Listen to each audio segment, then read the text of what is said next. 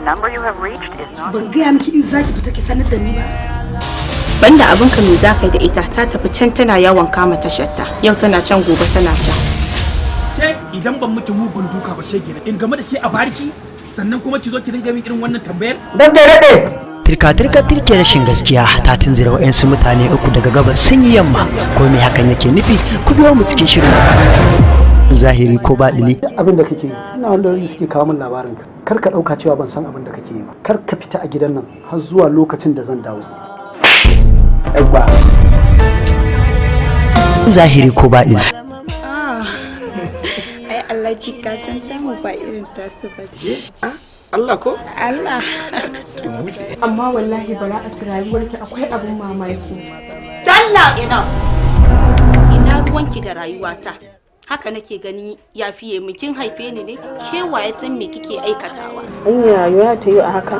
Jarabta ce ko kaddarar rashin sa'ar aihuwa, shirin zahiri ko baɗini shine amsa.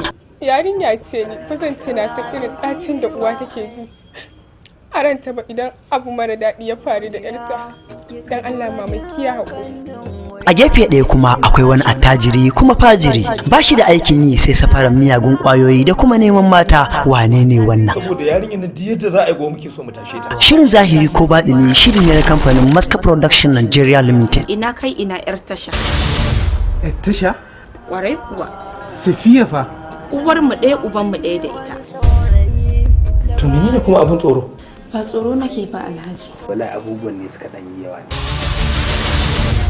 Wannan kura da fatar akuyar da kike min yi ai yawa. Ko ba komai Safiya ni yayarki ce na girme ki. Haka zalika zahirinki da baɗininki a tafin hannuna nake ganin sa. Ko kin manta lokacin da na ganki a 48 Lord ke da wani?